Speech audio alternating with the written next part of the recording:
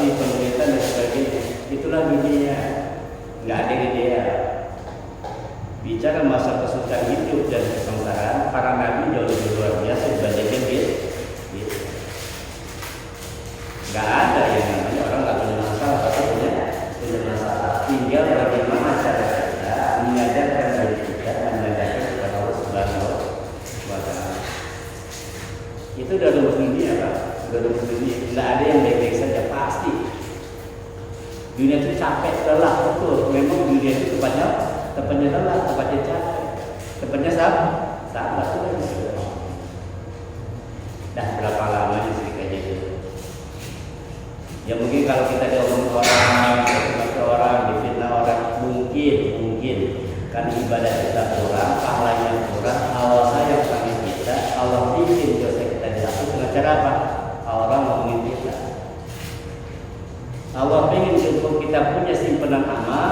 Nanti ketika dia berpisah, ketika amal kita betul, amal kita kurang ditimbangan, Allah tambahin amal-amal kita itu dari mana? Dari amal orang lain yang dulu memfitnah kita, yang dulu ngomongin kita. Jadi kan sebagai cara yang kita nggak usah dibahas, ya. Habis baca fitnah, buah busuk mah nggak usah dipetik, nanti pun akan jatuh. Kalau sudah bicara tadi kemudian bicara tentang yang mengakibatkan agama yang rusak ya. Tapi yang sifatnya ramai kayak tidak ada nama. Anggap sebagai celengan buat nanti kita jodoh. Yang pertama kembalikan semuanya hanya kepada Allah. Makanya nanti di pintu surga itu ketika para ahli surga masuk ke pintu surga, yang pertama tertulis di pintu surga apa? Alhamdulillahilladzi anhaba amil hamdi wal hazan. Segala puji bagi Allah yang telah menghilangkan rasa cemas, wal hazan, dan rasa sedih. Artinya apa? Kalau sudah hilang rasa cemas dan rasa sedih, jadi kita sudah ada di surga. Selagi masih ada cemas dan sedih dalam hidup, berarti kita masih hidup di dunia. Yang pertama. Yang kedua, fitrahnya apa? Suci kembali kepada masalah ibadah. Kita ibadah dengan cara yang sudah diajarkan oleh Rasulullah, oleh sunnah-sunnah beliau, oleh para ulama. Ya, jangan sampai ibadah kita dicampur dengan hal-hal yang memang nggak sesuai dengan aturan.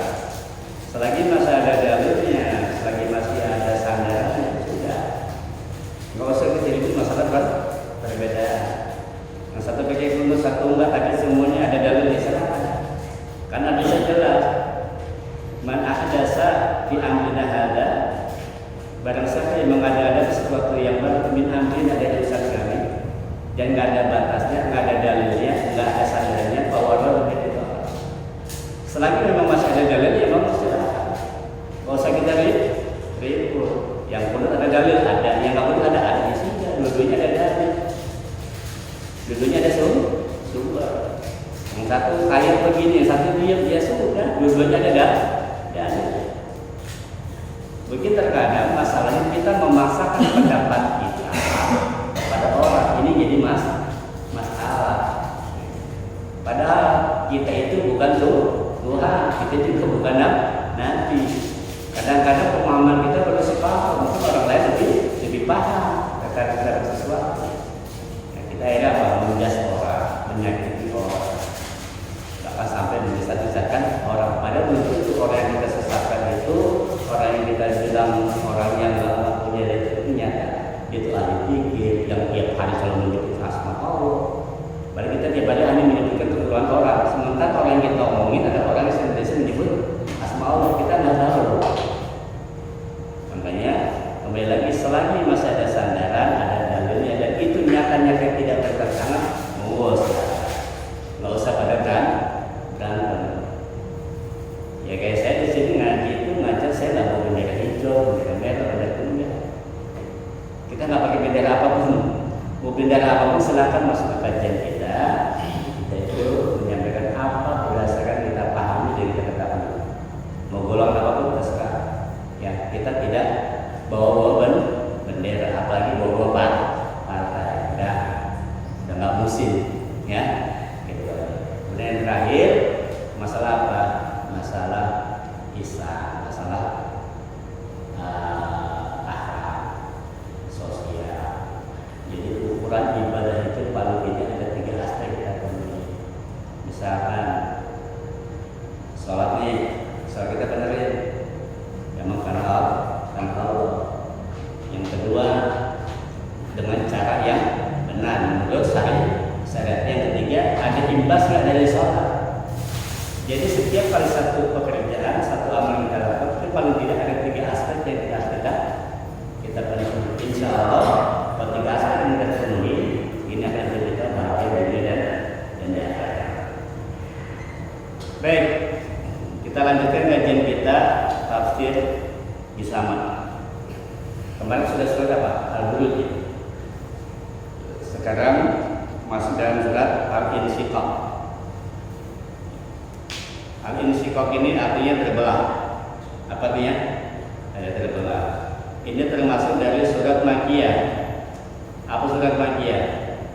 Surat Makkiyah itu adalah surat yang turun sebelum Nabi hijrah.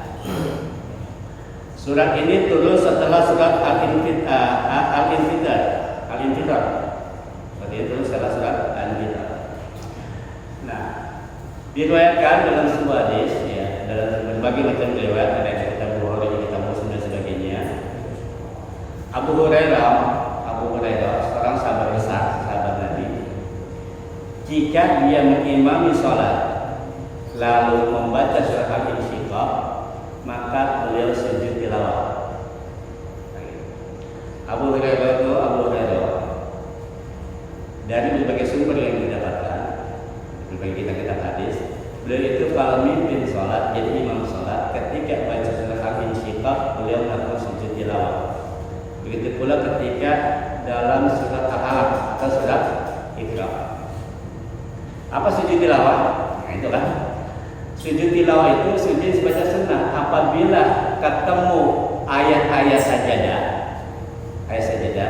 baik di dalam sholat maupun di luar sholat, maka disunahkan sujud tilawah. Dan kadang-kadang kita nggak paham tuh, Pak. Imam lagi baca ayat-ayat sajadah, karena kita nggak paham, imam tak tahu sujud aja. Imam tak tahu sujud, nggak ruku, nggak apa-apa. Nah, karena kita nggak paham, itu ada paham yang nambah tuh. Subhanallah. Bukan imam lupa, memang imam melakukan sujud tilawah. Sujud tilawah hukumnya sunnah. Apabila ketemu ayat-ayat sajadah, maka lakukan sujud tilawah. Nah, di dalam surat Al-Insyiqaq nanti kita ketemu ayat tuh. Illal ladzina kafaru idza quri'al Qur'an la yasjudu. Ada kalimat yasjudu itu. Orang-orang kafir itu apabila dibaca Al-Qur'an mereka enggak sujud. Nah, ketika ada kalimat la yasjudun, Rasulullah langsung melakukan sujud. Sebagai bentuk apa? Bahwa Rasulullah kita ini adalah orang yang senantiasa bersujud. Hukumnya sunnah, nama-nama pahala. Baik ketika kita sholat maupun ketika tidak sholat. Jadi besok-besok nih kalau kita lagi sholat jamaah, ada imam kalau sujud nggak ruku, jangan ditambah, jangan disubhanallah. Mungkin kita ya nggak apa. Jadi habis idza quri'al Qur'an la yasjudun, Allah langsung sujud. Ikut. Habis sujud satu kali langsung naik lagi. Cukup sekali, ya. Cukup sekali. Pertanyaannya, yang dibaca apa? Gitu ya.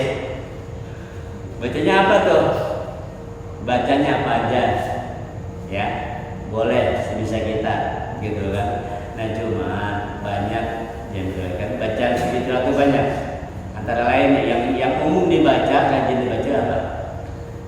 Sajjada wajhi alladzi khalaqahu wa sawwarahu wa shaqqa sam'ahu wa basarahu tabarakallahu ahsanul khaliqin. Apa? Jatuh ya. Apa baca? Sajjada wajhi lilladzi khalaqahu wa sawwarahu wa shaqqa sam'ahu wa basarahu